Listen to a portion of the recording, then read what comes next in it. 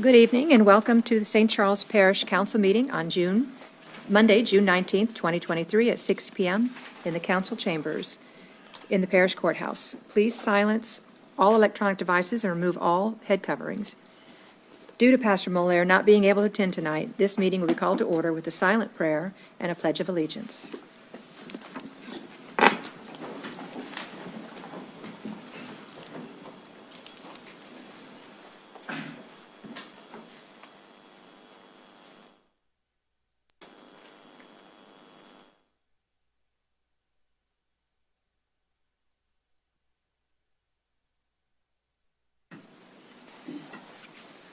I pledge allegiance to the flag of the United States of America and to the republic for which it stands, one nation, under God, indivisible, with liberty and justice for all.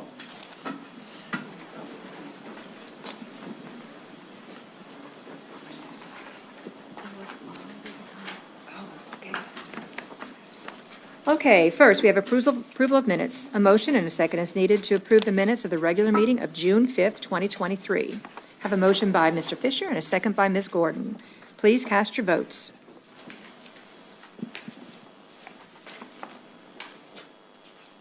And that passes unanimously. With Councilman Belloc not present tonight. Now, special business, proclamation, canvass returns, etc. Item number 2023-0144, proclamation, the 247th anniversary of American independence. Mr. Jewell. Thank you, Chairwoman.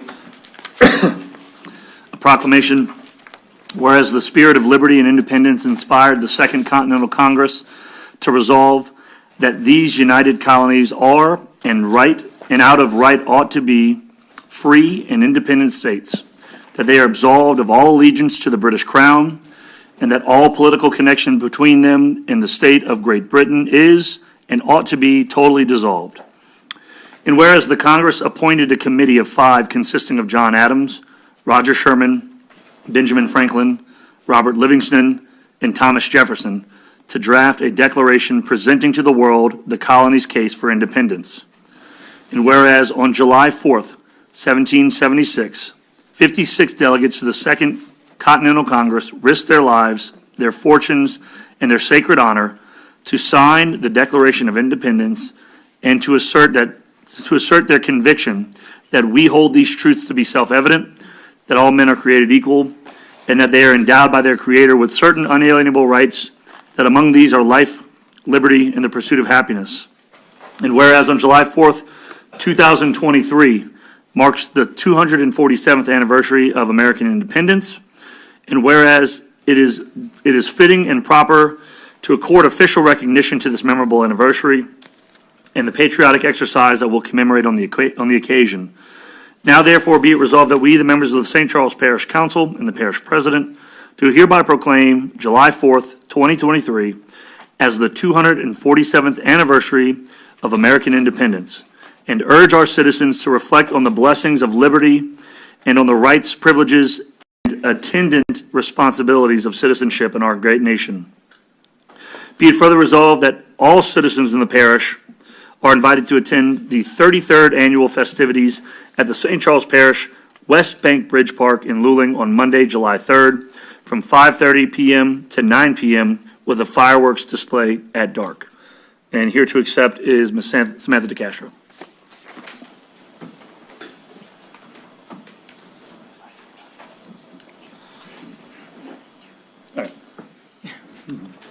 Thank you, President Jewell.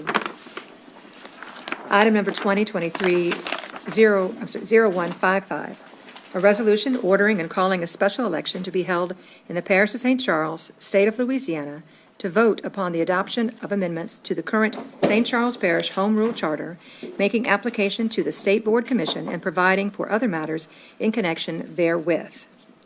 A motion and a second is needed to defer file number 2023-0155 until after file number 2023-0115. I have a motion by Ms. Fonseca and a second by Mr. Fisher.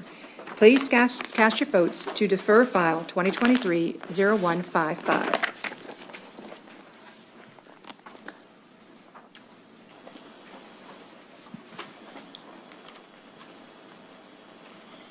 And that passes unanimously. Now we move to reports, finance, and administrative activities. Item number 2023-0145, Port of South Louisiana, Mr. Paul Matthews.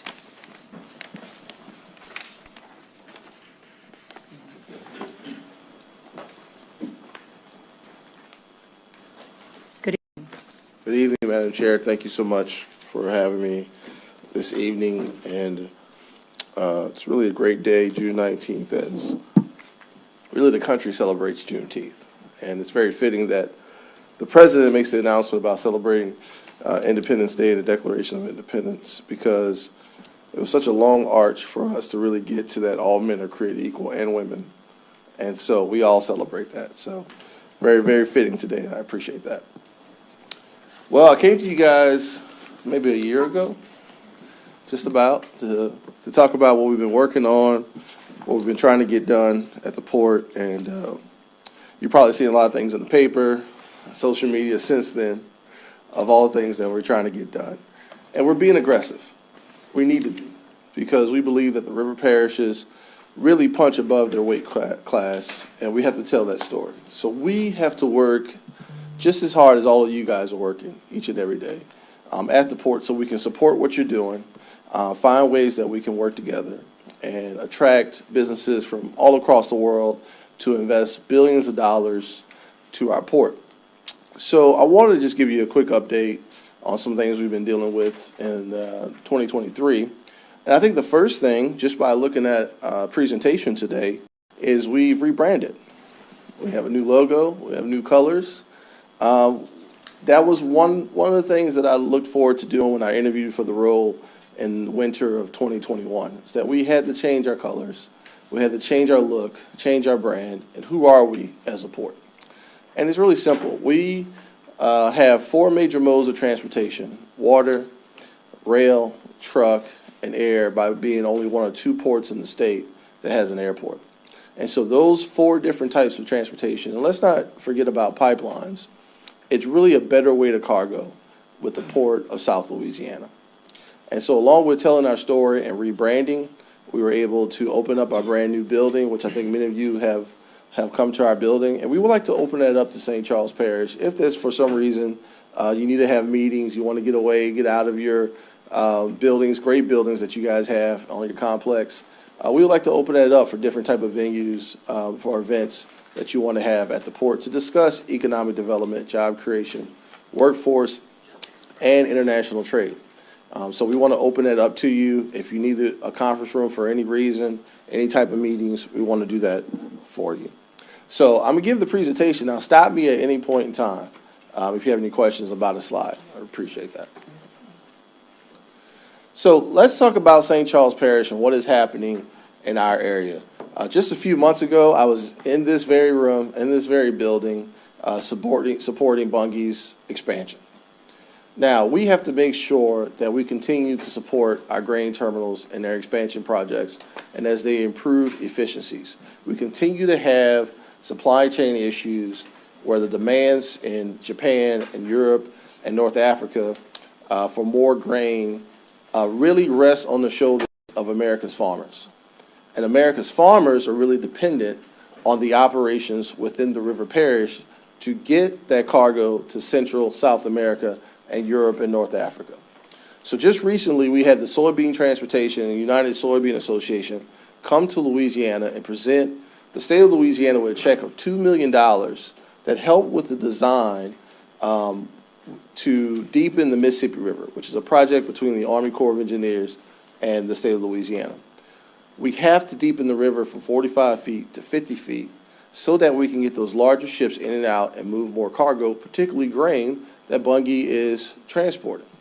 So for every 1 foot of depth that we increase this river, it's equivalent to $1 million additional dollars on a ship.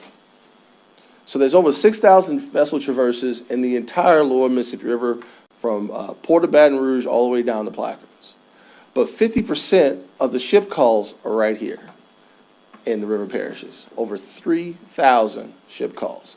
So it's just simple math. We get an extra 5 feet with an additional $1 million per foot in value of the cargo. and we're moving 3,000 plus vessels, we are in a prime position to enhance the quality of life and economic development right here in the river parishes, and St. Charles Parish is quintessential to that.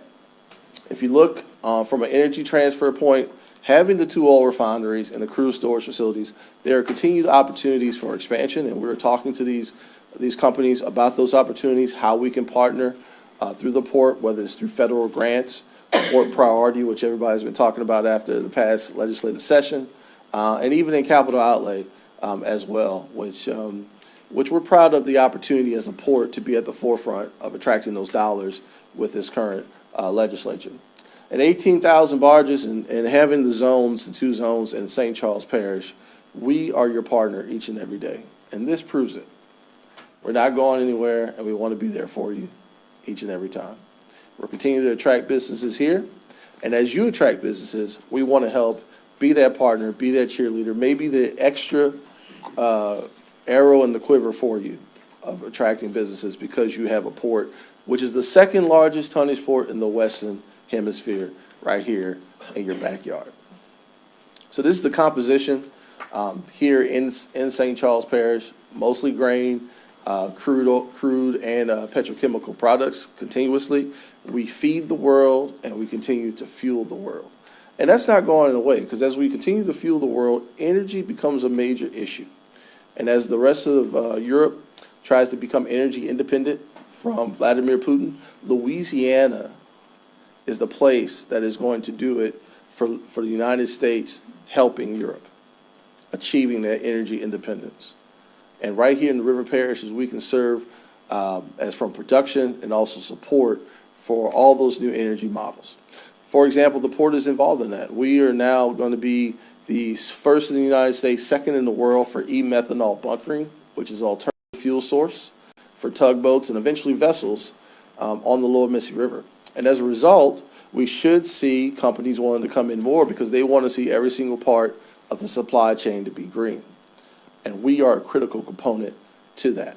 So having that opportunity with a federal grant from the EDA will put us in a better position. And that goes right into our priorities: agriculture, infrastructure, and energy diversity. And as a result, St. Charles Parish and the port will grow.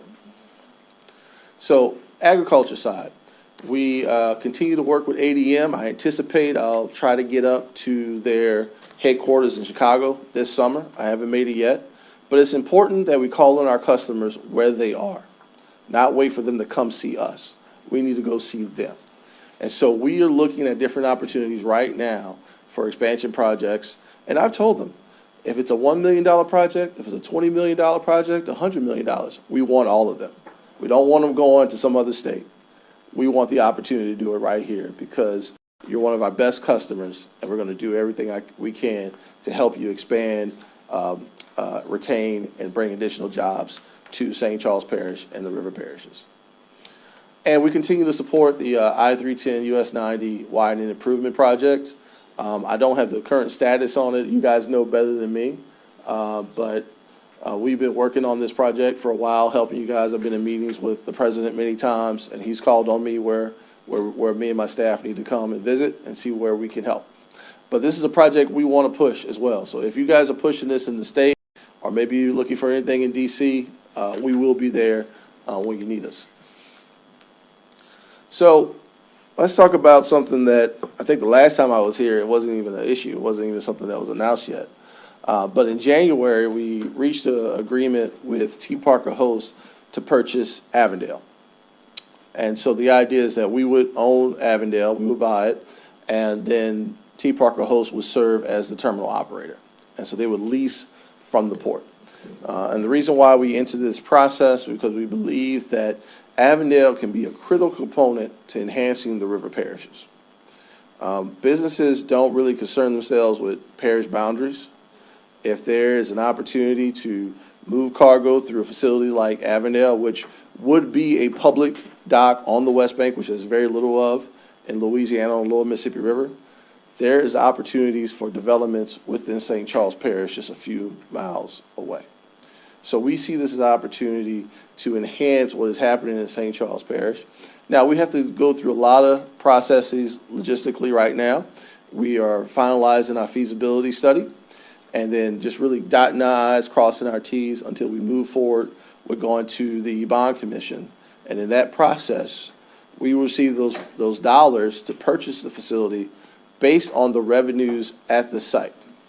And the revenues on that site will match the dollar price so that it will basically pay for itself. And then we will be in a position to go out and attract more business to that area, which we believe, which will then have ancillary benefits directly to St. Charles Parish.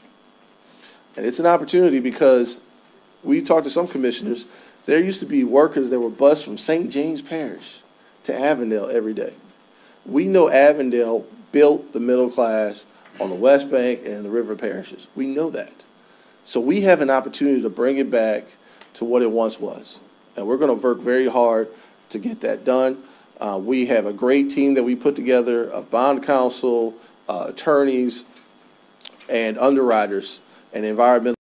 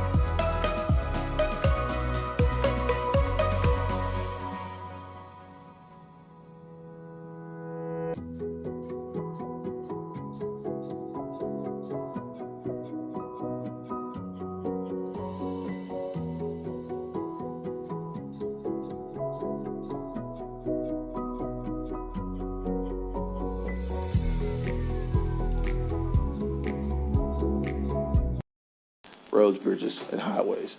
So we are excited to work with LED as we have before, but in this new position, and we look forward to it. So we're also excited what's happening in St. Charles and what you guys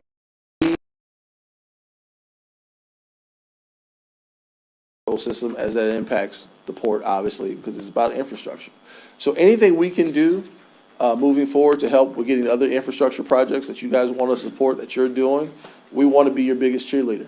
We want to help in any way that we can in Baton Rouge and also in Washington, D.C. I've already mentioned the energy diversity e-methanol project, and I appreciate any comments or questions, and thank you for the time. Councilman Cluley. Thank you, Madam Chair.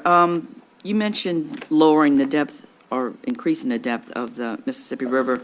Is any part of the river in St. Charles Parish in need of dredging, or is it pretty much? Well, most of the dredging has been done up to mile marker 175, which gets into Port of Greater Baton Rouge. So any needs would be actually in the channel itself. And there's two main points. One is at Southwest Pass, and much of it is still in the more in the Baton Rouge area. But they've been dredging throughout St. John, St. James, and St. Charles. But nothing of a significant issue within St. Charles Parish That would as far as impede depth. river traffic? Yes. The container port in Plaquemines, right? There's one idea in Plaquemines, and there's one in St. Bernard, yes. St. Bernard, okay, Yes. the big one. Okay. Does that enhance our port, or is that, Yeah, I mean, I think with any project, there could be an opportunity for us to work together. You know, anytime there's a major development, let's say on the North Shore, with having I-55, there could be some ancillary stuff that comes down. So there's opportunities, absolutely. There's always going to be ancillary opportunities. As we know, for every one job you create directly in a port, you're going to create indirectly 3 to 4 jobs. And I think the focus has to be the region, not just a particular parish. you mentioned that the port would strive to do everything they can to help our river industry expand. Do you mean, like, how would you help, like, with permitting, financing? Yeah, all that. Customers. It's all the above approach. So the port has unique powers, and not unique, but we have the capabilities of bonding. We can go to the state for port priority, which is a specific pot of funding to procure assets through the port system, which could potentially attract or retain a business, help them expand. So it's an all above approach for a port.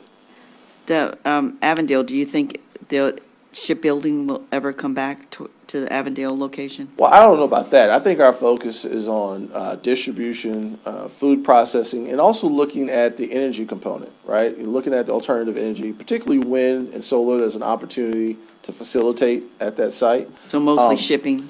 Yeah, so shipbuilding side, they don't do that anymore at Avondale. Avondale is no longer a shipyard. Right, I understand. Yeah, it's fully I was functioning just wondering terminal operator. if you thought it would ever revert back to some of that. Yeah, that's not our focus anymore. It's just a fully functioning terminal operator. What kind of cargo comes through the Globalplex mostly?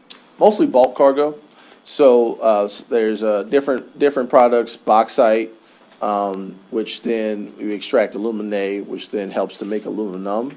And then you go to the grocery store and buy a Coke can, or then you go to a dealership and buy a car, right?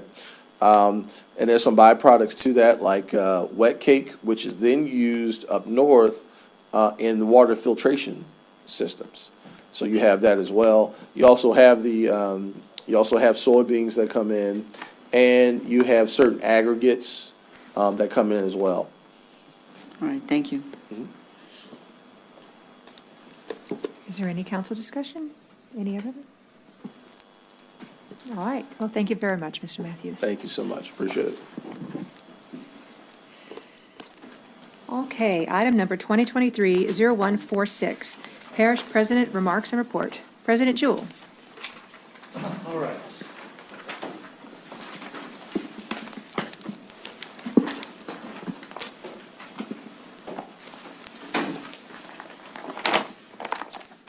Sorry about that. I know Samantha's probably sending out a flood watch advisory that just went out for tonight.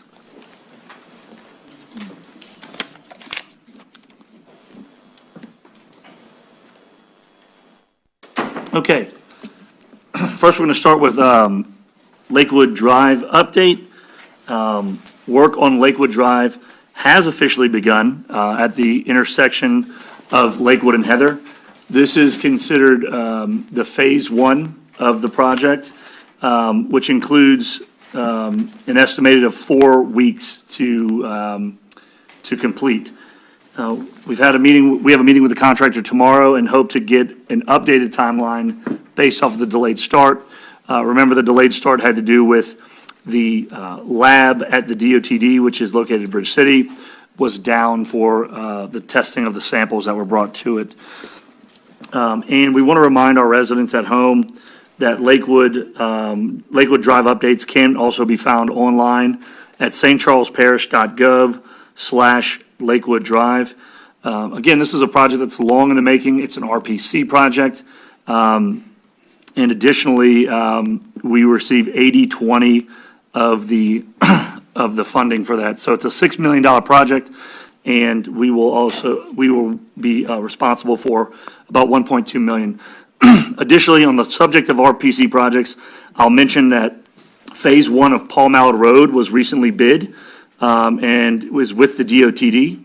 That Phase 1 is $11 million, and that is to add subsurface and redo the road as well as adding sidewalks.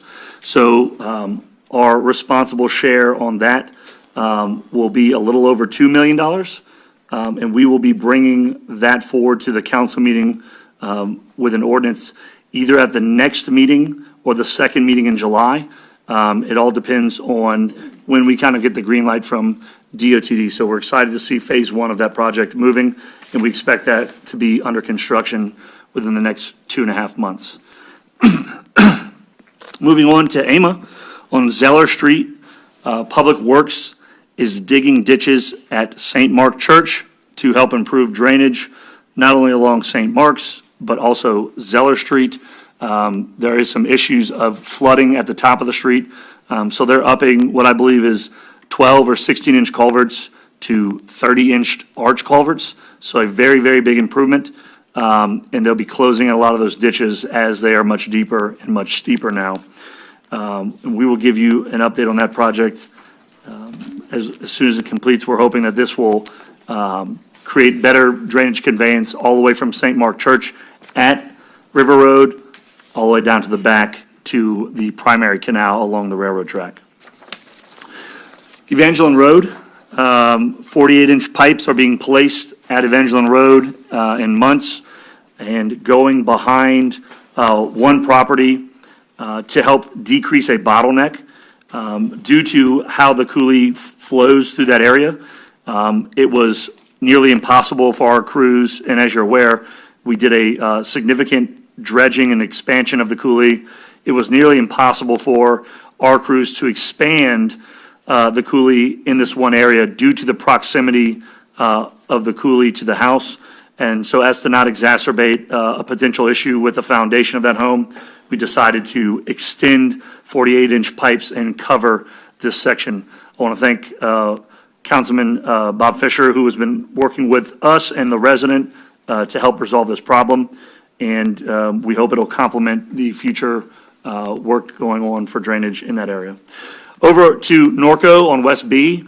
This is a project that was started a couple months back. We placed it on hold to check some elevations of pipes and make sure that the pipe elevations were correct for the flow of the water. And now that we have done that, the project is back and moving, and I know the residents are very happy to see it moving along. It was a little bit of a mess out there. Thanks, Brandon, for keeping that one moving.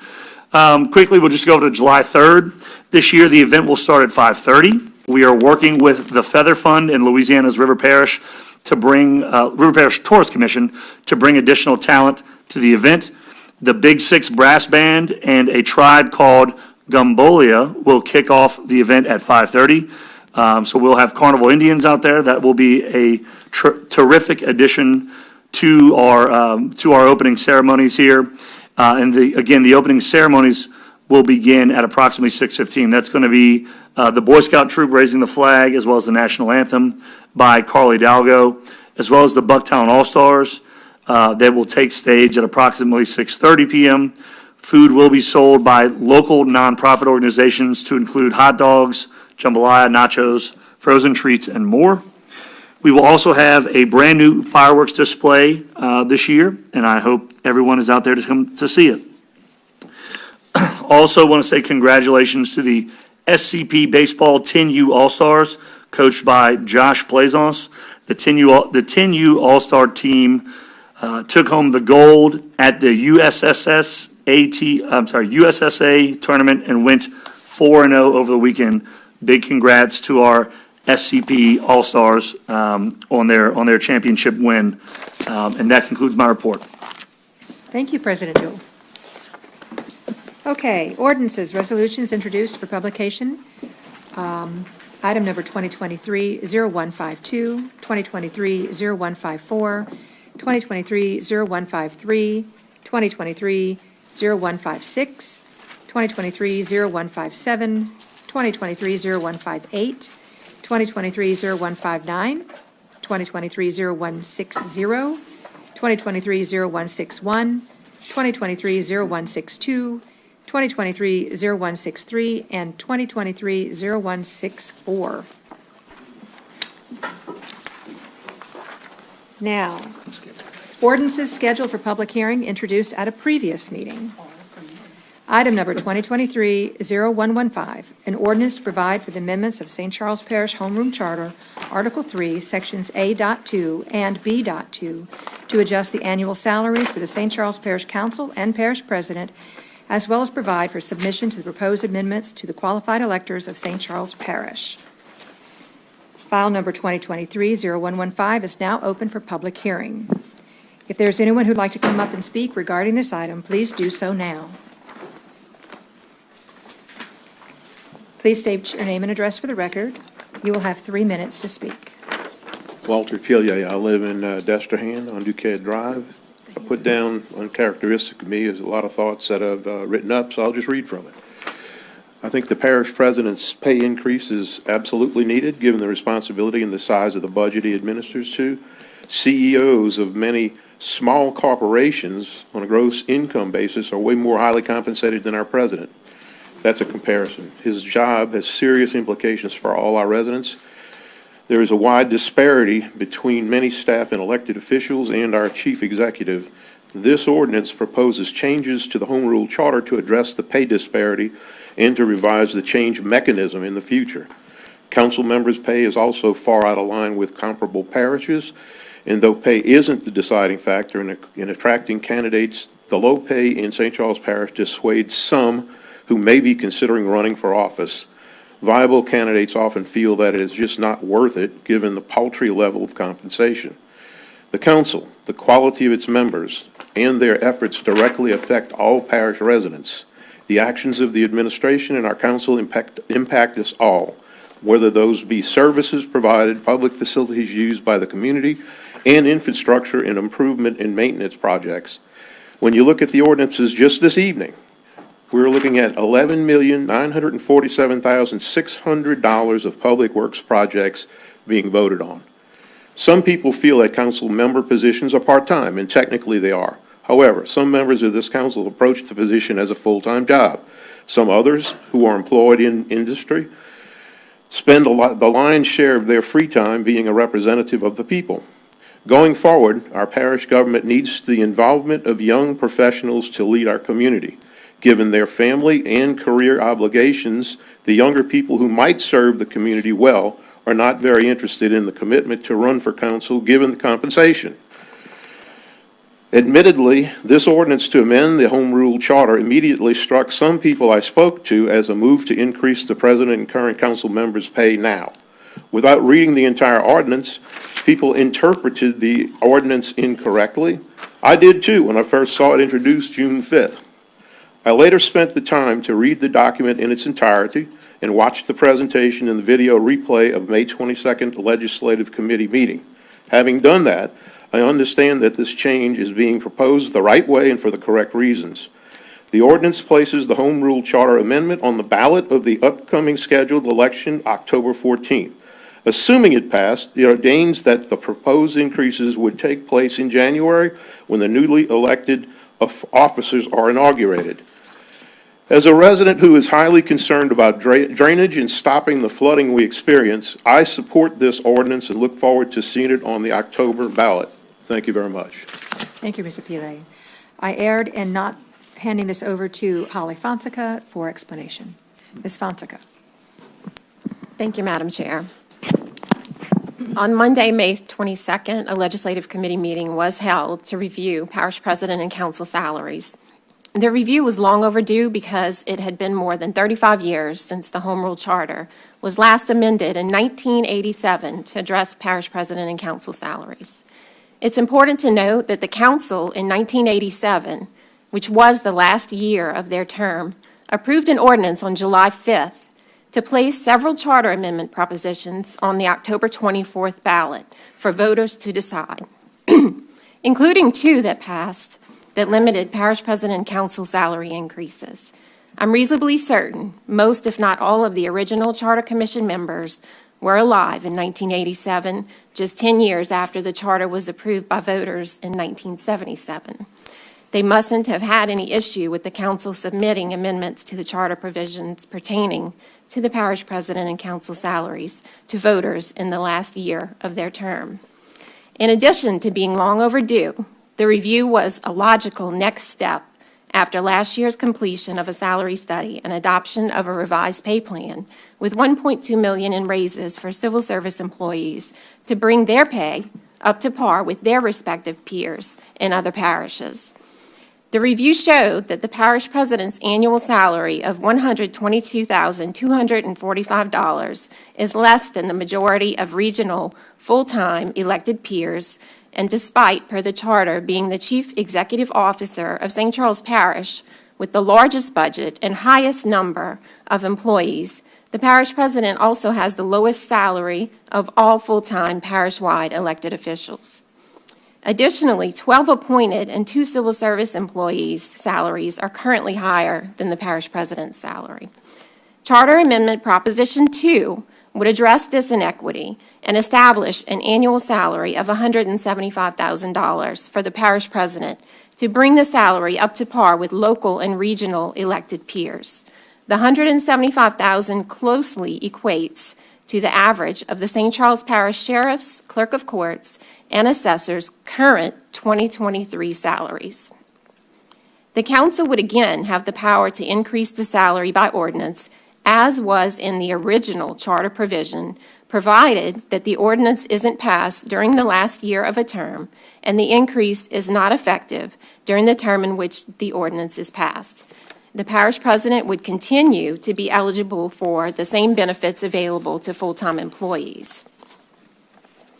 The review also revealed that despite only 30% of Louisiana parishes having a population greater than St. Charles Parish, 71% of our council part-time elected peers in parishes statewide make more than our district council members' annual salary of $12,755, and 53% make more than our at-large council members' annual salary of $17,007. St. James Parish's population is less than half of our parish, yet their part-time district council members next term will make $19,200 annually, which is more than our district and at-large council member salaries will be next term if salaries are not increased in the charter. To address the disparity and bring future council salaries up to par with part-time statewide elected peers, Charter Amendment Proposition 1 would establish annual salaries of $24,000 and $19,200 for next term at-large and district council members, respectively. Then, in 2025 and each year thereafter, the salaries would be adjusted by the same cost of living percentage rate approved for civil service employees, just as has been done for the parish president's salary since the enactment of an ordinance in 1990. Council members would continue to be reimbursed for actual and necessary expenditures incurred in the performance of duties, like travel expenses, as has been provided for since the original charter was established. The proposed salary increases, if approved, would not take effect until the start of the next parish president and council terms on January 8, 2024. The propositions have been reviewed by the legal department and were selected based on feedback from the parish president and majority of council members. If approved tonight, the proposed charter amendment propositions will be placed on the October 14th gubernatorial primary ballot, putting the decision-making in the hands of the voters. Putting the propositions on the October 14th ballot was intentional to ensure high voter turnout and avoid a costly special election. Voters will not only be able to choose their next term parish president and council members, but whether the next term parish president and council members get a salary increase. From a parish budget perspective, the proposed salary increases represent, in total, less than $120,000 a year, or less than 0.05% of the parish's $293 million operating budget, and will require no new taxes. The funds to cover these increases are already available in the general fund and will be budgeted accordingly. Additionally, according to our assessor, the parish's tax outlook is strong, with over $300 million in assessed value in 2024 and forecasted increases in subsequent years. The proposed salary increases will undoubtedly make the public service roles more attractive in the face of rising costs, providing residents with more choices in future candidates. Speaking frankly, previous councils have already done just about everything within the power granted them in the current charter to increase parish president and council salaries by passing ordinances. The 1990 ordinance previously mentioned mandated the parish president's salary be adjusted by the same percentage rate as the annual cost of living adjustment approved for civil service employees, not to exceed the 3.5% in any 1 year or the 10% in any 4-year period, in keeping with the charter provision. In 1998, an ordinance was finally passed mandating council salaries be increased 10% at the start of every new term, and for the first time in 20 years since the Home Rule Charter was established, council salaries began to be increased at the start of each new term. The review data shows that despite these ordinances being enacted, the parish president and council salaries have fallen behind that of their respective local, regional, and statewide elected peers. And the only thing at this point that can legally be done by this council to bring the next term salaries up to par is for charter amendments to be submitted to and approved by the voters. My sincerest thanks to Parish President Jewell, my fellow council members who are willing to put these propositions in the hands of our voters, our Council Secretary, Michelle Impastato, Chief Deputy Assessor, and former Parish CAO, Tim Vial, Legal Services Director, Corey Oob, and staff, and CFO, Grant Dewsome, for all of your assistance and feedback during this review process. Thank you. Thank you, Ms. Fonseca. Is there anyone else who would like to come up and speak?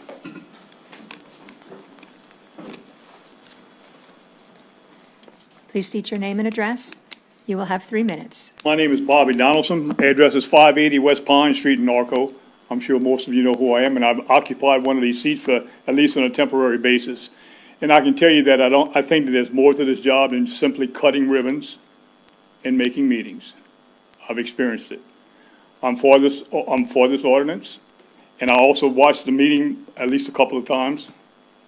And I heard about timing. When is the right time? This is the right time. Bring it to the people and let the people decide whether or not you deserve it. Thank you. Thank you, Mr. Donaldson. Is there any other public discussion? Seeing none, public hearing is now closed. Any council discussion?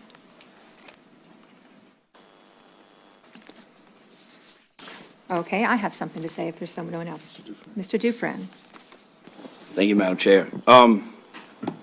So, Mr. Donaldson said bring it to the people. Well, the people in my district are not for it, and I represent those. I was voted in by the majority, so I'm going to stand for the people in my district, and they're not for this. Couple things. So you're going to increase the salary of the council from 12 to 19. That's not going to attract anybody. That's not going to change anybody's mind. $7,000 difference isn't going to make a difference. And there's a part in there that Ms. Fonseca read that says every 4 years the council gets a 10% raise. Seems pretty significant. Seems pretty significant to me. I'm for the parish president getting a raise. I really am. But to go from 122 to 175, that's kind of skewered. There's not very many people in this great country of ours that could get that kind of raise. I wish I could. That's crazy. You keep bringing up the people. Well, we're not St. James. So I don't really care what they make in St. James. You know, the parish president makes 188. That's crazy, and he doesn't have term limits. But we're not St. James. So I got to represent the people of my district, and they're not for it. So that's where I stand on this. Thank you, Mr. Dufresne. Is there any other council discussion?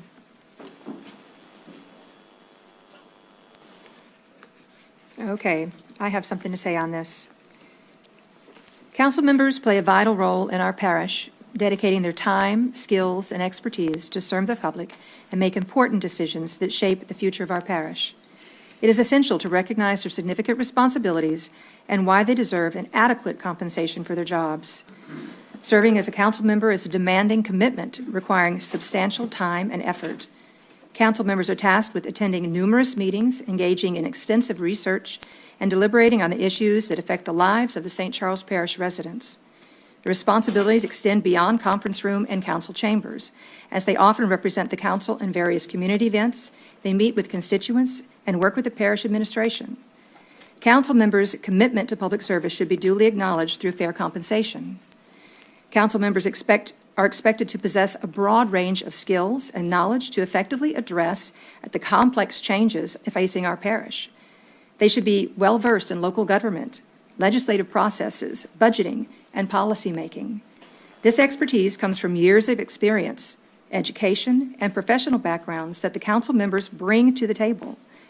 Adequate compensation acknowledges their expertise and incentivizes qualified individuals to consider these roles, ensuring that our parish benefits from a diverse and knowledgeable group of leaders.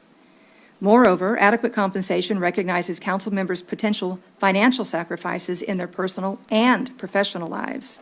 Serving as a council member often requires juggling responsibilities, including families, careers, and community engagement. It is important to provide compensation that supports their financial health and allows them to dedicate the necessary time and attention to their council duties without undue financial strain. Lastly, providing council members with adequate compensation establishes a level of professionalism and respect for the role they undertake. It sends a message to the community. It sends a message that the community values and recognizes their contributions. This can help attract individuals of exceptional talent and dedication whom the financial implications of this role might otherwise deter. An adequate compensated council is more likely to attract a diverse pool of candidates, ensuring that our local government benefits from our community's best and brightest minds. In conclusion, council members are entrusted with significant responsibilities and contribute their time, skills, and expertise to serve the public and make important decisions. Adequate compensation acknowledges their dedication, promotes inclusivity, and ensures the best possible representation from our districts. By providing fair compensation, we support and enable the council members to fulfill their roles effectively, ultimately leading to better government and well-being of our parish. Ms. Cormier. Thank you, Madam Chair. Much was said tonight that I do agree with. Some of the duties that come with the job of a council member and lots of the duties that come with the job of our parish president. It's unfortunate that we're talking about these two together. We had a lot of discussion at our committee meeting, which was very healthy discussion. I'm not going to go into detail about everything that we discussed that night, but I do want to make it very clear that those two positions are two very different positions. They will be two different propositions on the ballot if this passes tonight, but for us to talk about them in the same breath, I have an issue with. Our charter very clearly states that we are not to take action on council member salaries in the last year of a term. This, in my opinion, is circumventing the process, and I'll state this. I don't necessarily have an issue with the parish president's raise because he's not up here casting his vote. So the 9 of us are tasked with casting a vote tonight to give raises to some of the same people probably that you see up here. Some of us are termed out, some of us are running again. So some of these people will benefit from this raise, so don't let that fool you that no one up here will benefit from this. They could, potentially. But the fact that the parish president is removed from the legislative process because we are the legislative branch. He is the executive branch. I don't have an issue so much with the parish president's portion. But the fact that they're lumped together in one item that I have to vote on tonight, I have an issue with. Mr. PA just mentioned he thinks this is the right way for the right reasons. I don't disagree that it's the right reasons. I think that it's time to talk about it, but to do it the right way is something that I'm going to stand my ground on. The right way is not to change the charter in the last year of a term when it clearly states you're really not even supposed to talk about it. I know legally we can find that loophole and address it. It just doesn't pass the smell test for me. You also mentioned, Ms. Fonseca, a salary study done for the civil service that compared parish president salaries, but I didn't hear you mention that it compared council member salaries. So the data that we had to look at was just internally done. I'm not going to say that it was poorly done, but it wasn't necessarily done by a professional that does salary studies, which we put so much emphasis on when we did that civil service salary. We held up civil service raises because we insisted on it being done the right way. So I know that we don't have that same study for the council. And I'll just say, you made one comment that I fully disagree with. This is not our only legal recourse to increase salaries. Every year, we have the ability to do so, and nothing was done by this council in the last 3 years. Again, I think our parish president is fully deserving of this raise. I know what he does with the size budget that we have. We operate like a very large company, and he should be compensated fairly. I think, just as Mr. Dufresne said, this increase is not so significant that we're going to pull some new people out of the woodwork. We all got into this knowing what the pay was, and I mentioned this multiple times at the committee meeting. You do this because you're called to serve. That's what you do this for.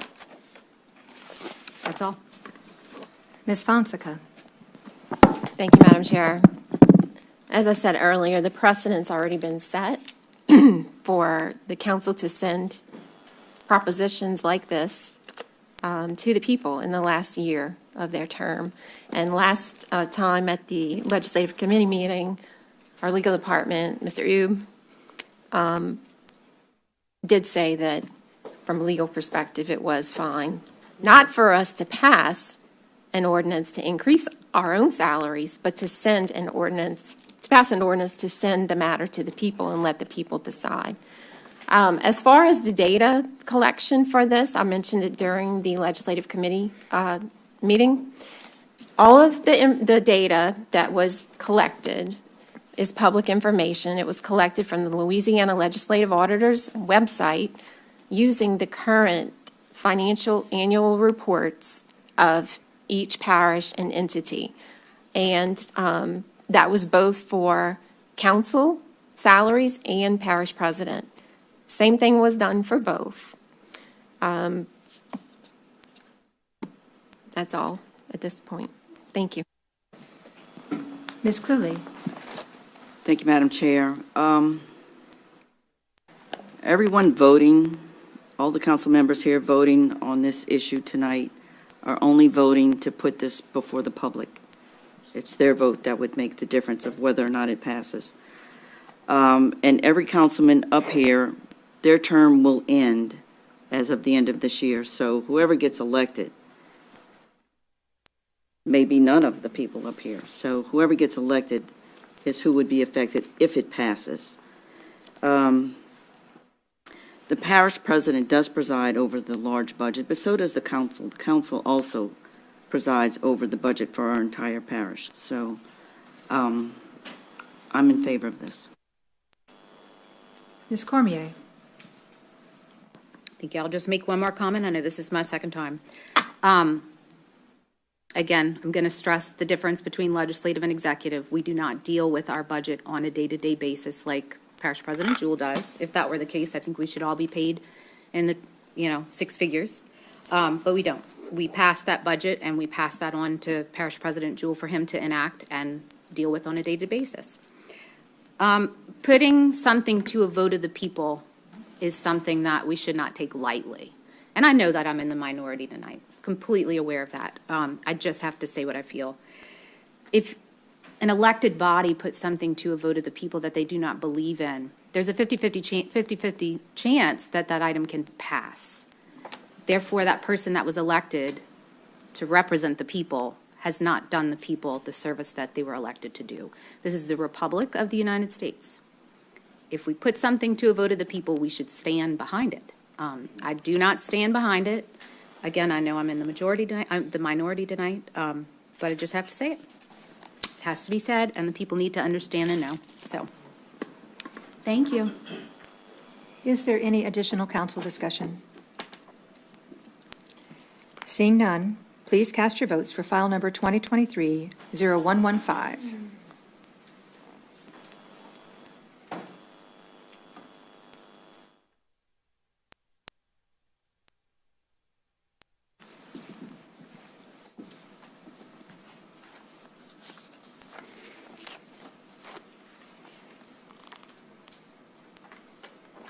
And that passes.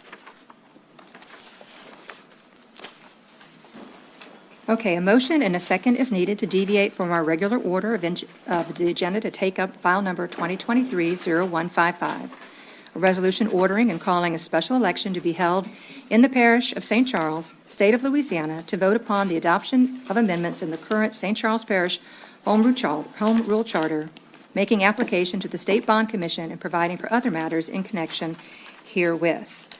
Motion by Ms. Fonseca and a second by Ms. Gordon has been made to deviate from the regular order of the agenda to take up file number 2023-0115. Is there anyone who would like to come up and speak on the deviation? Please do so now.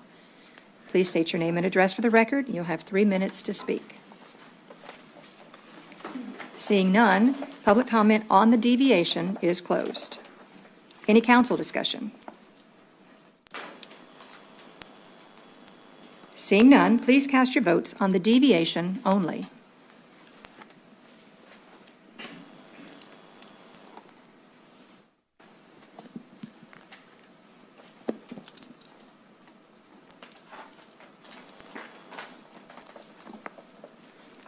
And that passes.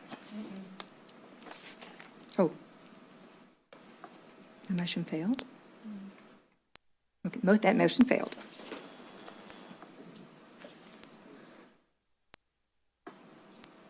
Right?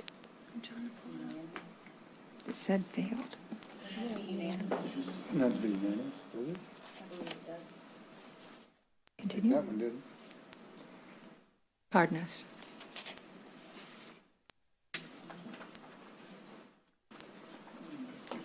Computer error.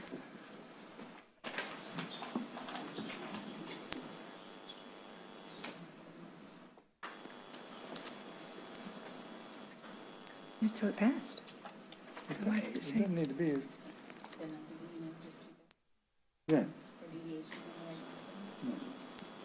No, It does not. it does not. The deviation does not do the 2/3 vote. I know it doesn't.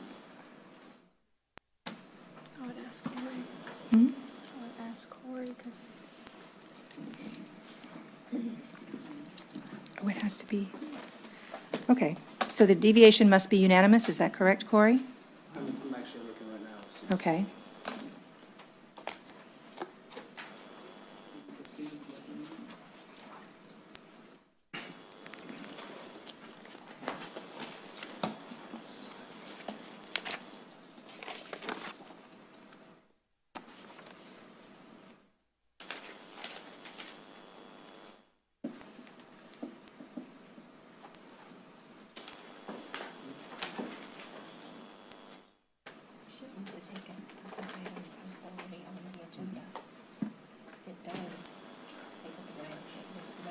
Right. Not the deviation. I think it is. It's already on the agenda.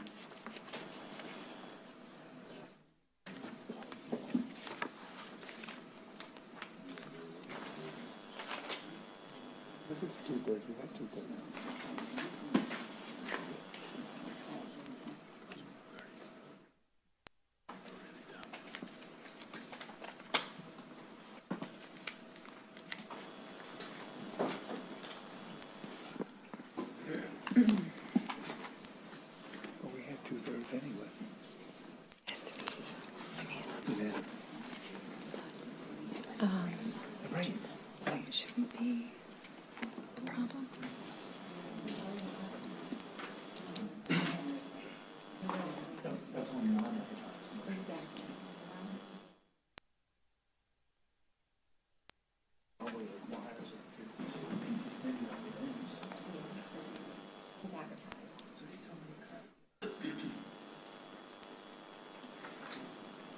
I would advise that we take about a 5-minute recess just to kind of go through the rules very. Okay, we're going to take a 5-minute break while Parish Attorney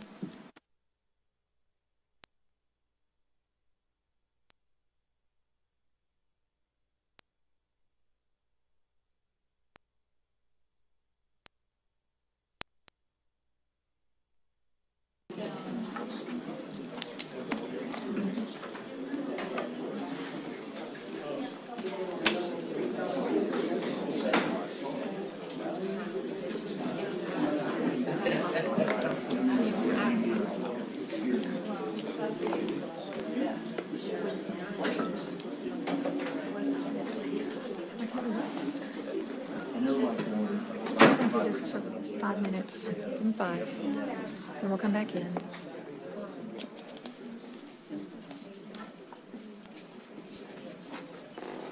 This is the proper place for it to be.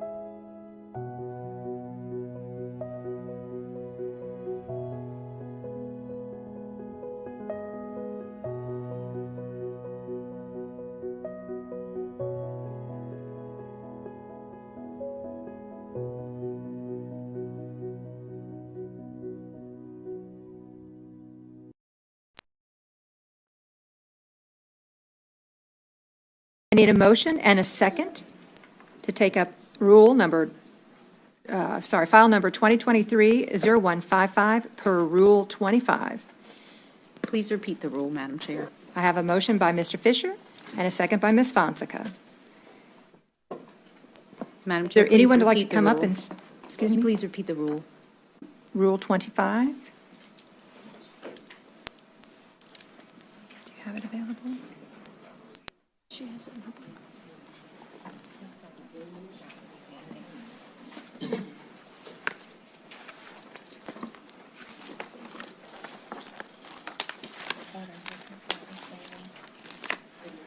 Do you have it? Order of business notwithstanding.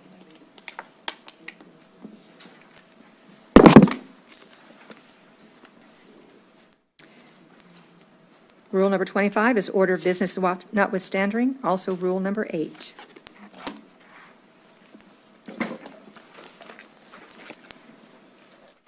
If there's anyone who'd like to come up and speak on this, please do so now. Please state your name and address for the record. You will have 3 minutes to speak. Seeing none, public comment is now closed. Is there any council discussion? Ms. Cormier? Just a question for clarification. The previous motion before this motion to deviate to take up the item did fail. I just want to understand the process. It did fail because it was not unanimous? I'll defer to Corey. There was nothing that we saw that required unanimous vote for the deviation. However, we feel the proper method in accordance with Rule 25 is to motion to get this resolution voted on. So that motion should be motion seconded, open to the public for discussion, voted upon. Once that resolution comes and the same process happens. Should we follow this procedure moving forward for all other council meetings? I would assume yes. I mean, if there's not a deviation, we motion to put it back on. Okay, thank you. Okay. Is there any additional council discussion? Seeing none, please cast your votes.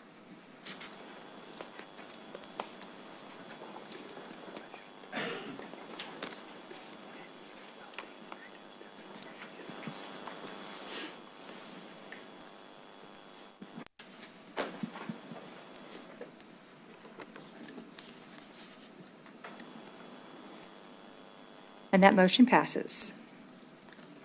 Item number 2023-0155, a resolution ordering and calling a special election to be held in St. Charles Parish, State of Louisiana, to vote upon the adoption of amendments in the current St. Charles Parish Home Rule Charter, making application with the State Bond Commission, and providing for other matters in connection herewith.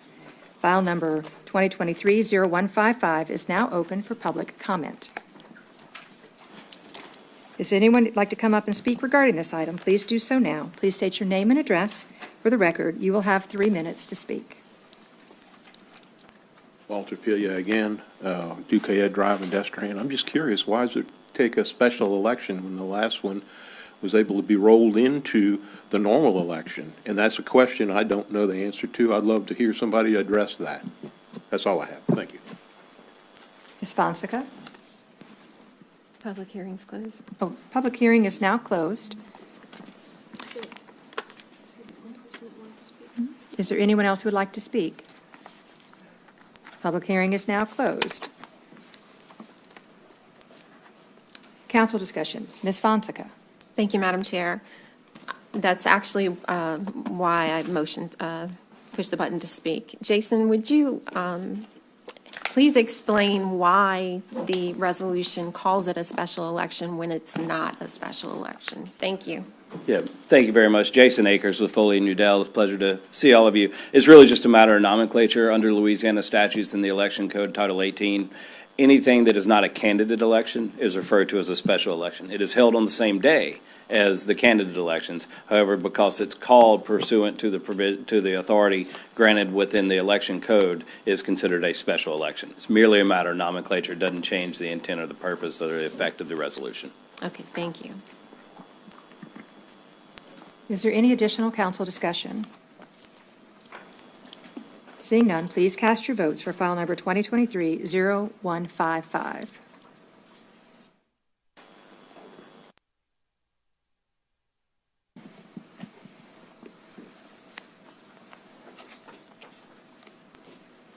and that motion passes.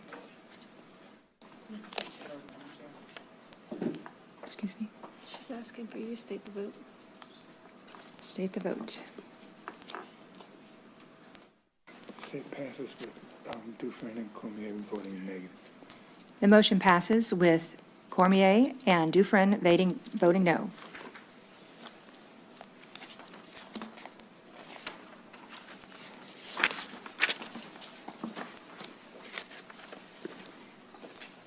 Item number 2023-0140, an ordinance approving and authorizing the execution of a contract with Bar A Construction Company, LLC, for road maintenance 2022-2023, project number P220501, in the amount of $2,499,902.45.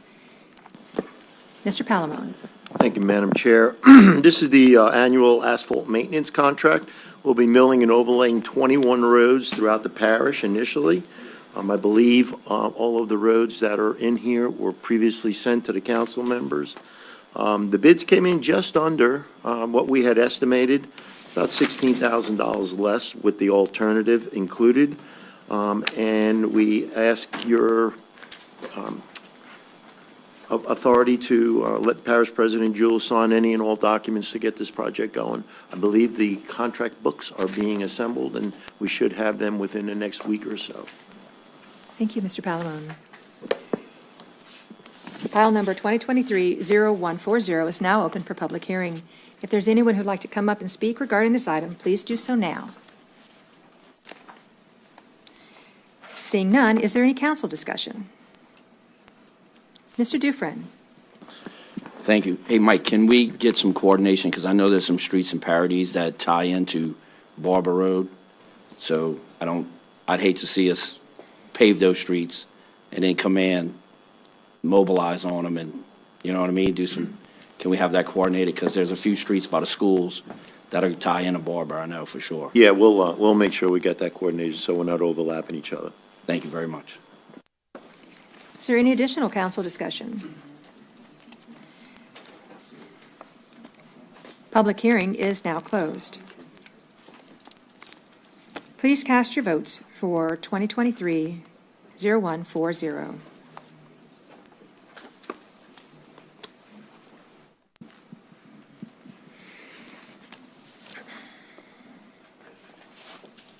That passes unanimously.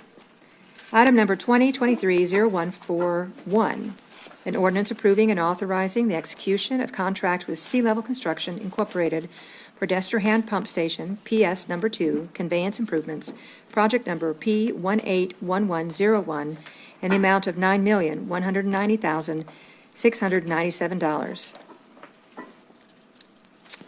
File number 2023-0141 is now open for public hearing. Excuse me? Oh, I'm sorry. Mr. Palamone. Thanks. Thank you, Madam Chair. Sorry. Important project, as I'm sure Walter Pile is dying to get up at the mic and tell everybody about it. But this project was started in the previous administration, and the current Public Works folks went out, looked at it, made some modifications to it. Short version is we are increasing the size of the sumps that feed both the current, 348s and the 272s, which are behind the station, to maximize the efficiency of the pumps. Right now, they're kind of choked, but by expanding the sumps, we'll be pushing more water, which will drain the canal quicker and discharge the water from the Destrahan watershed. The bids came in pretty close, and we're able to also put the alternative, which we're going to replace the bar screens with a beefier, more heavy-duty bar screen. And we ask your favorable consideration to let Parish President execute the contracts. The books, I believe, were received last Thursday, and we should have them within a week or so to issue a notice to proceed. Thank you, Mr. Palamone. File number 2023-0141 is now open for public hearing. If there's anyone who'd like to come up and speak regarding this item, please do so now. Please state your name and address for the record. You will have 3 minutes. Very well presented, Mr. Palamone. Your microphone's off. Your microphone's off. Go ahead and start that over. You gotta think them again. Glasses on to see the mic. This one particular project has been hanging around for about 5 years. The previous administration had a different routing, which would have been a lot more expensive. They would have had to cut through the areas of the levee, not too far away from the expansion right now, the debottlenecking. But a good idea came up, and this is going to save us some money, and that is to take an intake, increase the intake capacity and area and hit the pumps from 2 different directions, and that saved a lot of effort, a lot of money, a lot of construction, hopefully a lot of time. And I got to tell you guys, things we're doing, it is working downstream and affecting us upstream. And I'm on the other side of the CN track, so I keep pretty good tabs on what's going on here, and it affects me and it affects our neighbors. So consequently, obviously, I have a lot of support for this, and I think that the faster we can get these things done, the better off we're going to be. So I really would appreciate you supporting this. Thank you. Thank you, Mr. Pillay.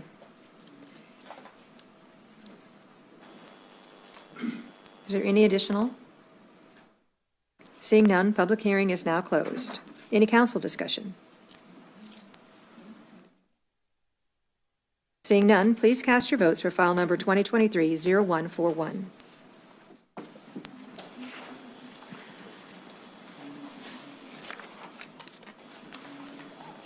And that passes unanimously. Item number 2023-0142, an ordinance approving and authorizing the execution of a professional services agreement with Fairway Consulting and Engineering, LLC, to perform engineering services for the River Oaks Lift Station Replacement Project Number S230501 in the amount not to exceed $190,000. Mr. DeGeneres. Thanks, Madam Chair. This is a lift station in Destrehan. It's about 30-plus years old. It's an old dry pit station. Hard to find parts for it now. Major modifications, so we decided to rehab it. The recommendation was to go ahead and build a new one. So that's what this is for, is to design a new station with a new wet well.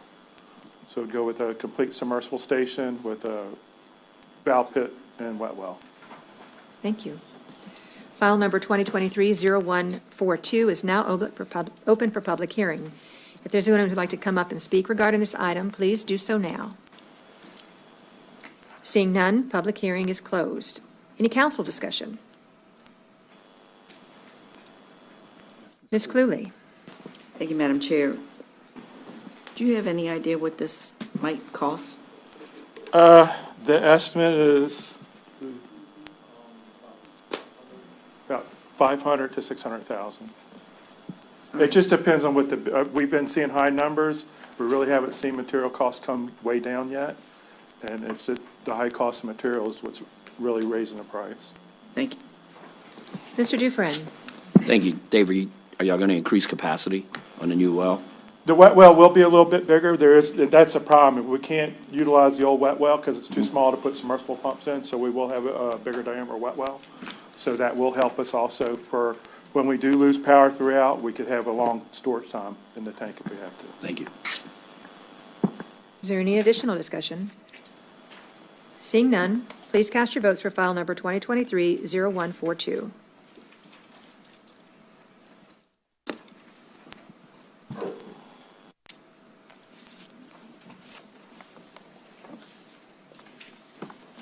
And that passes unanimously. Item number 2023-0143, an ordinance approving and authorizing the execution of a professional services agreement with Alpha Testing and Inspection Incorporated to perform testing services for Destrehan Pump Station, PS, number 2 conveyance improvements, project number P181101 in the not-to-exceed amount of $66,000. Mr. Palamone. Yeah, this is the independent materials testing for the pump station that we talked about just earlier.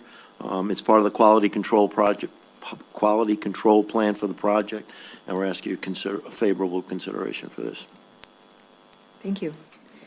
File number 2023-0143 is now open for public hearing. If there's anyone who'd like to come up and speak on this item, please do so now. Seeing none, is there any council discussion? Mr. Fisher. Oh, I'm sorry. Mr. Fisher. Thank you, Madam Chair. Mike, quick question. Are we equipped to do any of these tests ourselves? You need certifications to do that stuff. So And these guys, vibration the testing. alpha testing is done pretty much most, if not all, of our pump station testing. We got to monitor the vibrations for the sheet piling, soils, geotechnical fabric, and all that. But our folks, you need certifications for this. And they've given us good reports, and Yeah. we're happy with their work, and Yeah, that's why they're there. good results. Thank you. You got it. Is there any additional council discussion?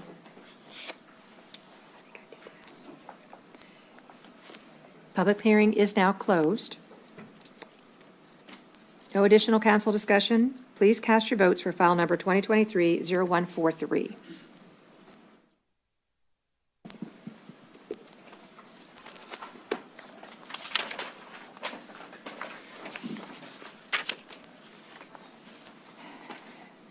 Now we are to hear persons to address the council. That motion passes. Persons to address the council. Item number 2023-0147. Ms. Sandra Washington, Planning and Zoning, Mobile Home.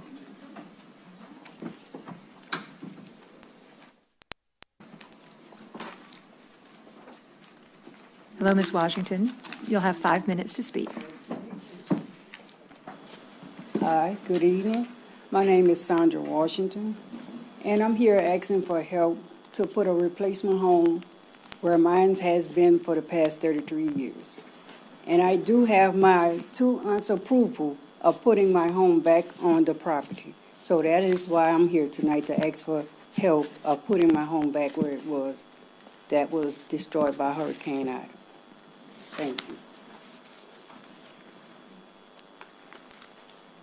Thank you.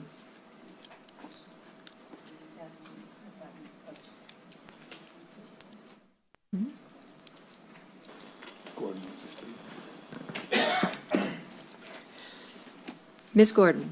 Yes, thank you. Ms. Washington, have you been in contact with planning and zoning? I've been over there several times. But each time I went, I've been denied. Would you say that again? Each time, I've been over there several times, even with my 2 aunts, and still was denied putting our home back where it was. So, yes. Okay, thank you. In the form, okay, that's a question.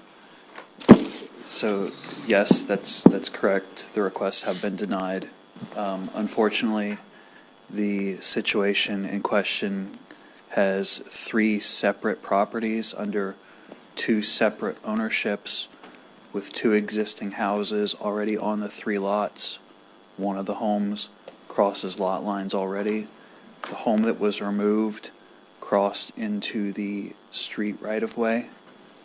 And in order to place the unit back in the same place would either be to permit it in the parish right-of-way or so close that it does not meet the fire code, the fire safety code. The only solution that we have that has really any chance of placing a home back in that spot would be to consolidate 1, 2, or 3 of the properties, depending on the ownership situation and who's involved at the time. Maybe getting a variance if it can be shown to fit, excusing setbacks, but it's simply a practical matter. It does not fit. I have a smaller home. I don't have the same size home that was there before. You'll need to come back up to the podium, ma'am, and say that again. I have a smaller home, and it's smaller than the one that I had there before. Thank you. I can't hash out permit situations like this. Ms. Cormier. Thank you, Madam Chair. Michael, was that last potential solution communicated to the resident? It was explained, yes. Okay, so It's there is- complicated and it. Right, it is going to require a little more than just putting it back where it used to be. You understand that where it was before wasn't in compliance, and we understand you've gotten a smaller home, so it would make sense from a common sense perspective. But from a planning and zoning perspective, there may be a little more that you have to do. It's going to mean that some of the property owners are going to have to agree on some stuff and do some things that might cost a little bit of money, but there is a solution. So I would suggest that you guys all collectively go back to visit planning and zoning and sit down and really try to understand what that solution is, because it's not as simple as just a permit to put it in the same spot anymore. That doesn't mean it can't go near where you were, but, you know, we've got guidelines that we have to adhere to by law. There are things that we absolutely can't, and the planning and zoning department's got to follow the code, but I think there is a solution, so I'll just suggest that you guys go back, okay? But, how long, because I'm in. Okay, so we're not planning and zoning, keep that in mind, okay. that we're just the, Yeah, the council because that makes the rules. I might be losing it, you know, the help that I've got. I would suggest you guys give them a call tomorrow. They're open first thing tomorrow. So I would just try to start over and try to take their guidance. It's going to be a little different than the last time, unfortunately. Okay, But thank you. I think there's a way. You're welcome. Thank you, ma'am. Item number 2023-0148, Reverend James Williams III, Booty Park.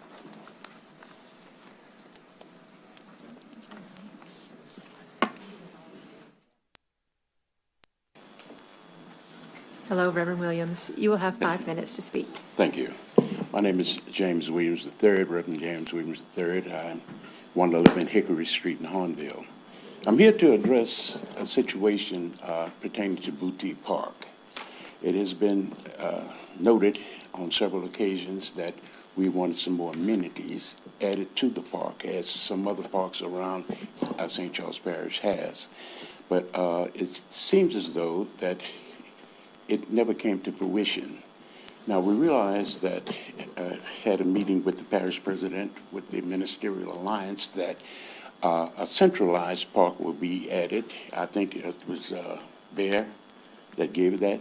That's fine, and, you know, when that comes to fruition.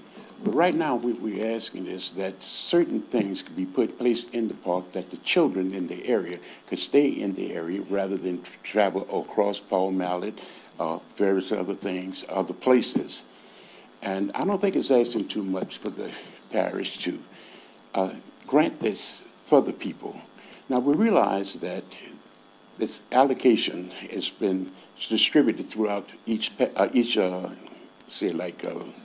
district. Thank you, sir. Each district. But it seems as though that Booty Park seems to be, you know, forgotten about. What we really want to do, mainly, is that the parish would look at that area. Yes, we have a baseball field. Yes, we have 2 basketball goals, and there's a little thing for kids like 4, 5, 6 years old. But there's no swings or how do you call it, a monkey ball, maybe a merry-go-round or whatever they call it, or little seesaws like we used to have when I was a kid. But we don't want them to be neglected at all, simply because of this. They are a part of this parish, and they are voters in this parish. And they are, we support the stores in the parish, but we're asking now that the parish would support them, simply because of this. But I understand from Mr. Forey that monies have been allocated already for 2023. But we know that we're looking now to 2024, that we not be overlooked in 2024. And so we're just asking the parish to please, this, you know, we're not begging, we're just asking, please, think about Booty Park. A few things that the children can have where they won't have to go across the road or go anywhere else, and they can be provided for, that they can have a recreational area, whereas they can stay in their communities and not wander off and perhaps may not get in any trouble, anything like that. So I'm asking the parish the not the planning zone, the recreation department to think about this. Think about the children. Think about the children. You know, it's not about the adults more or less as it is for the children. And we want to keep them in their area where they are safe, where they can't get into any mischief, where they are overlooked by their parents as well as other people in the area, that they will know that, look, we care for them. And above all, that you care for them as well. Because as they grow older, they will be future voters, they will be providers as far as the infrastructure is concerned. So that's all I ask, that they be thought of. Now, I realize this money is allocated throughout the district, as they say, but think about Boutique Park. That's all we ask. If that's asking too much, well, let me ask again. And it's my understanding that later this year that there will be public meetings as it pertains to what's going to be allocated on next year. And I will be here to listen. I just wanted to be on record that I came to you, the parish council, to make my petition made known. And I pray that you understand what I'm trying to say, what I'm trying to do, because it's for the benefit of the parish as a whole. They need certain things that other parks have that they don't have. And it has been brought to my attention, and I come to the parish as, they are my parishioners. And I want to show them that you, the parish, are thinking about them as we, the ministers of the parish, is thinking about them as well. All right? That's all I have to say. Thank you, Reverend Williams. Ms. Gordon. Yes, thank you, Madam Chair. Thank you, Reverend Williams, and your congregation, and Tracy and her sisters. I know I've met several times with Tracy and Dwayne Forey, and Phyllis. Yes, we've met. So one thing that I know, one of the issues when it originally started, and just to, give you, and you may even know, but I just want my other colleagues to know, was that we talked about the bathrooms. The bathrooms are in horrible shape. And I did speak with Dwayne Forey. So there is going to be a makeup, remodel, I don't want to say remodel, but a makeover of the bathroom. They're going to be refresher of the bathroom. Okay. Because it's pretty much, a lot of it is rusted. The areas, I don't even think that the hand dispenser, nothing really works over there. So I know there's going to be some work that's going to be done within the next 3 to 4 months. Okay. That's the bathroom. So as it was stated in reference to the allocation of the monies for this year has already been allocated, but again, the budget does open in October, and just be on the listening as to improvements for the Boutique Park.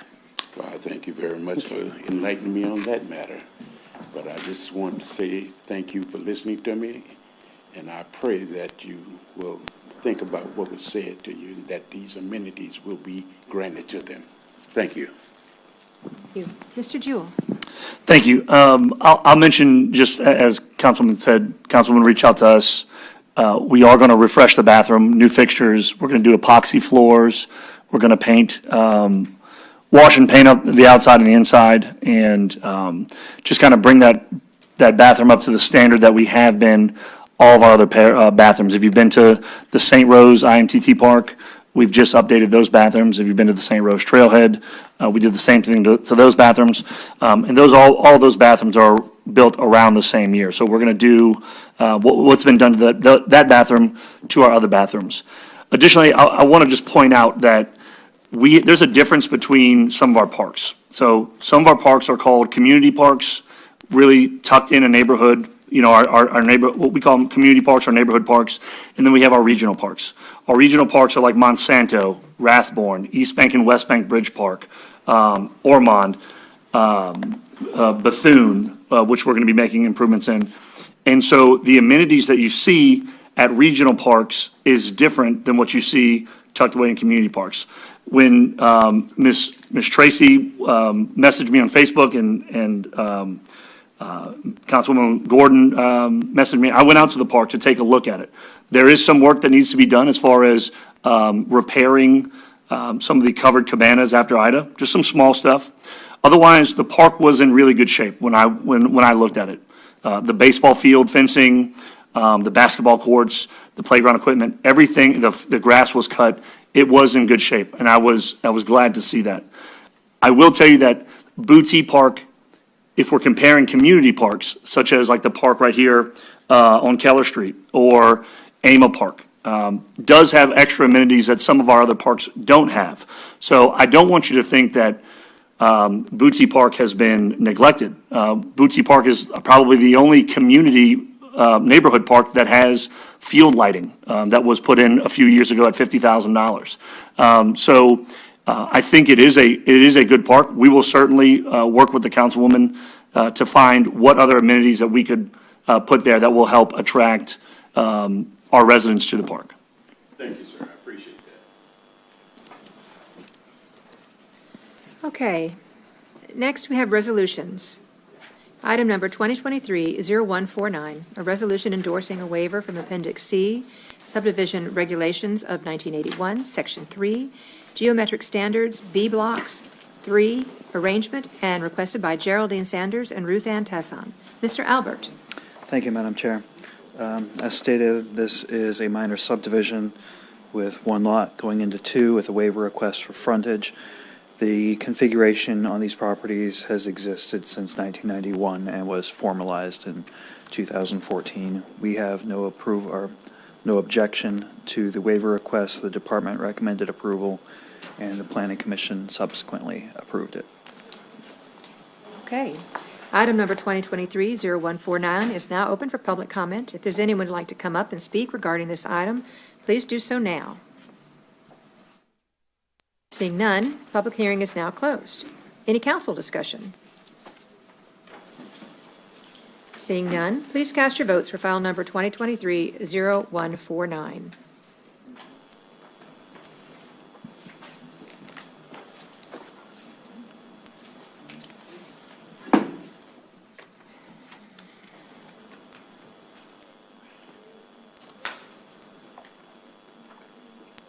That passes unanimously.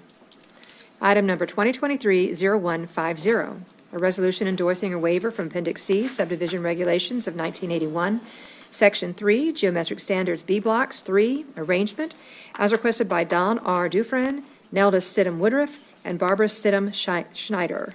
Mr. Albert. Thank you, Madam Chair. The request is to re-subdivide two lots into a separate, or reconfigured two properties with a frontage waiver.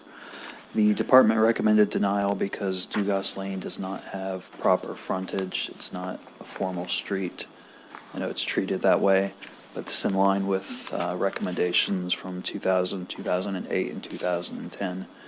The Planning Commission, however, subsequently approved it. Okay, thank you. File number 2023-0150 is now open for public comment. If there's anyone who'd like to come up and speak regarding this item, please do so now.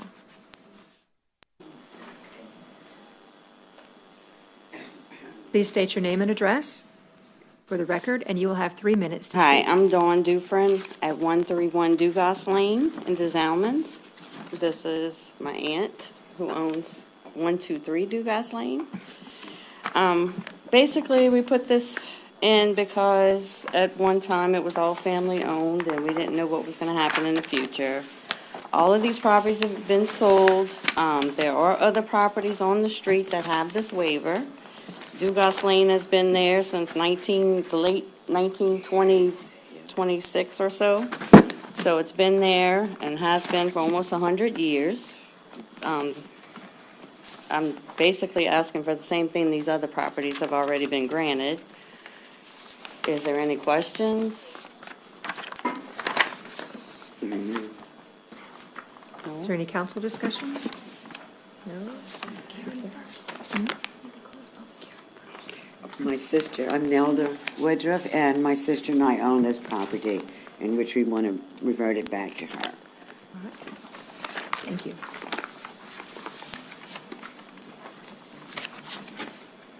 Is there additional public comment? I think that's it. All right, public comment is now closed. Is there any council discussion? Questions? Seeing none. Oh, Bob Fisher. Thank you, Madam Chair. Michael, I guess the question I have is, I think one of the commissioners on planning, is Dugas Lane recognized as a parish street? It's not, it's a private lane. It's recognized as a private lane. Okay. It's always been a private lane, as far as our records show? Driveway-like in nature and size, but yes. All right, thank you.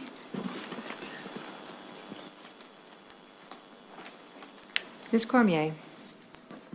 Being that is a private road, I would assume that although it's a private road, we still have the authority to do so legally because it was done 2008 and 2010. We have the ability to do this, right? There's no rule stopping us from granting this. No. I would separate those issues. Oh?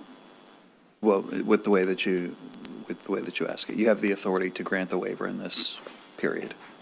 Period. Yes. Okay, just want to make that clear. Thank you.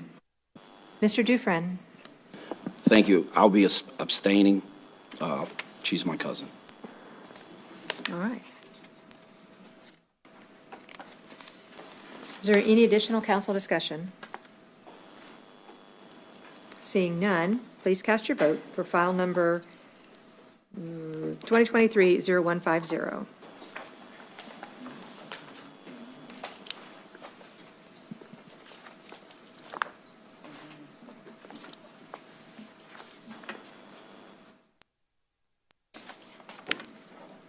And that passes with Nikki Dufresne abstaining. File number 2023-0151, a resolution to support Louisiana's request to take primary enforcement responsibility or primacy for the permitting of geologic carbon capture and sequestration, or CCS, facilities. Mr. Jewell. Thank you, Chairwoman. Carbon capture technology has been around for some time, and now it's being deployed to sequester carbon dioxide from chemical and petrochemical facilities and to be stored underground.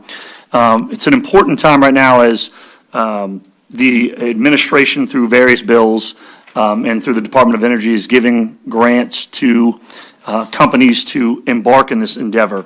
One of the important processes that these projects go through is that they have to be permitted. And they have to be permitted at the EPA standards that have been developed for these types of projects. The state of Louisiana is requesting what is called primacy, meaning they would like to have the ability to enforce EPA standards by permitting them through the state. There's a benefit to doing this because it allows for the geologists who work for the state and who know the state, and our state agencies who know the needs of the state and local communities better than Washington, the ability to permit these projects at EPA standard. I learned recently that Louisiana actually employs more geologists than the EPA itself. This is not anything new for us because we've been permitting oil and gas projects at the state level for decades. So this is just a resolution in support of Louisiana's application or request to have primacy for applicants for CCS facilities within the boundaries of Louisiana. Happy to answer any questions. Thank you, Mr. Jewell. File number 2023-0150 is now open for public comment. If there's anyone who'd like to come up and speak regarding this item, please do so now. Seeing none, public comment is now closed. Any council discussion? Ms. Cluley? Thank you, Madam Chair. What specific state agencies would lead in this permitting? It would be the Department of Natural Resources. And not DEQ? I'm sure DEQ would probably play some role in it, but it would be through DNR. Thanks. Is there any additional council discussion? Seeing none, please cast your votes for file number 2023-0151.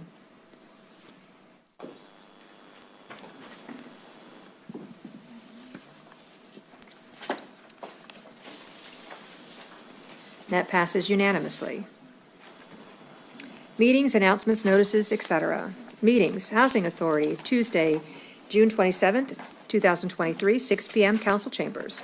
Hospital Service District, number 1, Wednesday, June 28th, 2021, 2 p.m., Council Chambers.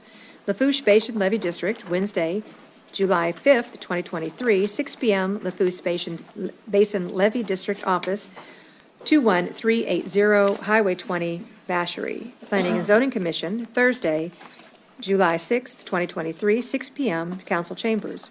Communications District 911, Monday, July 10th, 2023, 5 p.m., 911 Center, 222 Joe Lewis Lane, Hawnville.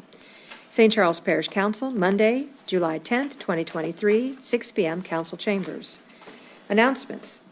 33rd Annual Independence Day Celebration, Monday, July 3rd, 2023, from 5:30 p.m. till 9 p.m., West Bank Bridge Park, Luling, fireworks display at dark. Parish Holiday, Tuesday, July 4th, 2023, Independence Day. Please note that there will be a 3-week lapse between council meetings.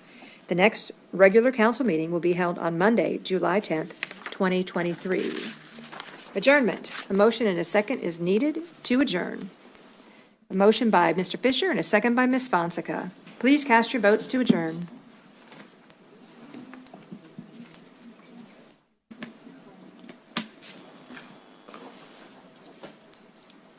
That passes unanimously. On behalf of the Parish Council, we wish everyone a very happy 4th of July. Have a great evening. We are officially adjourned.